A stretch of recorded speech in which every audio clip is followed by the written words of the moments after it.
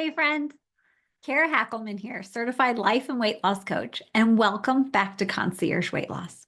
We're in the middle of the month of May as I'm recording this, our Mindful Eating for Real Life series. And today's episode, it might just be the one that hits the hardest. Because today we're talking about emotional eating, and more importantly, how to manage it without guilt. Now, before we go any further, I want you to know this. If you have ever eaten when you weren't physically hungry, if you've ever grabbed snacks because you were overwhelmed, bored, or just needed a break, you are not broken. You are human and you are not alone. Let's walk through what emotional eating really is, why it happens, and what you can start doing today that's both simple and incredibly empowering. I talk to women all the time who feel ashamed of emotional eating, as if it's some personal failure. But the truth is, emotional eating is a skill your brain picked up to cope. It's not weak, it's resourceful. The problem is, it's just not very effective long term.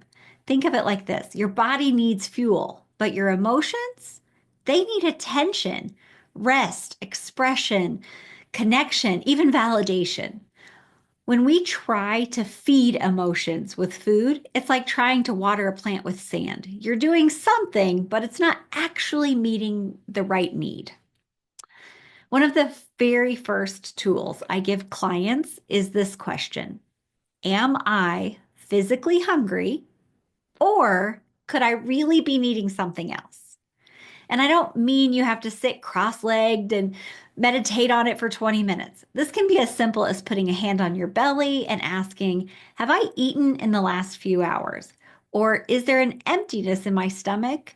Or just maybe in my day? And maybe, just maybe, you're not hungry at all. You just need a pause. You need a hug, a laugh, a breath, just something. When I started practicing this for myself, it was kind of awkward. That first night I didn't eat, when the urge hit, it felt like I was missing something. I kept walking into the kitchen, looking at the fridge, opening the pantry, and then walking away. It was so unfamiliar, like a habit I wasn't allowed to complete. But guess what happened the next day? I woke up feeling so proud of myself over something so simple. And yet it wasn't simple, because for years I truly believed that food had control over me, that chocolate, chips, and ice cream were stronger than me. Turns out they weren't. And it didn't mean I never emotionally ate again, but that moment became the start of a whole new story for me. Now, maybe you're thinking, okay, Kara, but what do I do when the urge hits hard? I get it. We don't want to just not eat and sit there miserable. Here's a tool I teach. Ask yourself a few can I just questions. Can I just wait 5 minutes and see how I feel? If I wait 5 minutes and I still want to eat, I can eat. But maybe in 5 minutes, I won't want to eat. Or maybe it's, can I just put it on my plan for tomorrow and enjoy it tomorrow guilt-free? Or can I just take a lap, maybe around the house or the kitchen, get some water, and then see what I actually need? The goal isn't to force yourself into perfect behavior. It's to stretch your tolerance gently. If you can wait 2 minutes today, that's a win. Next time, maybe you can wait 3 minutes before you eat it. That's how change happens, tiny tolerances over time. And sometimes you'll eat, and that's okay too. The more you collect, the more empowered you'll feel to maybe be able to not eat it. Let's talk about what happens when you do eat emotionally. So many women come to me saying, I messed up. And they usually have more colorful language than that, right? But here's what I tell them: guilt isn't helpful. You're building new habits, and that takes time. You wouldn't shame a toddler learning to walk every time they fell down. So why do we do it to ourselves when we're trying to change deeply ingrained emotional patterns? Guilt keeps you stuck in a cycle. We call it the shame spiral. You eat, and that leads to you feeling guilty. And then that leads to you trying to punish yourself. That leads to you feeling even worse, so you eat again. See the spiral? What if instead you celebrated? Even if you're just celebrating your awareness that this is an urge and not physical hunger. Even if you ate emotionally, could you notice it and say, hey, I see you. That's old me, and I'm learning. I'm learning something new. I'm trying something new. One of my clients told me the most powerful shift wasn't that she stopped emotional eating over entirely.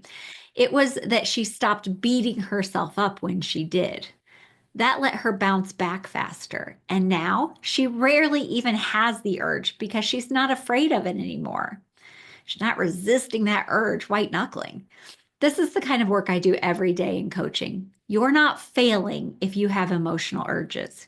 You're not bad if you ate ice cream at night, and you don't have to go through this alone. We take the shame out of it, and instead of restriction, we build confidence. You learn to recognize your emotional needs, meet them directly, and create food plans that include things you love without going off the rails. One client told me, I didn't realize how much energy I spent fighting myself every day. Once she started using these tools, she wasn't exhausted anymore, and weight loss finally felt doable. So here's what I want you to take away today. Emotional eating isn't a moral failure. It's an old coping tool. You can learn to pause and ask what you really need. And you don't have to white knuckle anything. Just stretch your tolerance a little with can I just questions. If you emotionally eat, drop the guilt. Celebrate the awareness of it instead. And if this is something you're ready to work on with guidance and encouragement, coaching could be the thing that finally makes this click. You can schedule a free personalized solutions call at coachingkara.com/free call, or come to my free webinar, Doctor Secrets, How to Lose Weight and Keep It Off, at coachingkara.com/sign up. I'll show you how we make this sustainable, simple, and surprisingly freeing. Next week, we're going to go even deeper with food and feelings. We're talking about food guilt and why it lingers, how it messes with your progress, and what to do about it. Until then, be kind to yourself. You're doing great.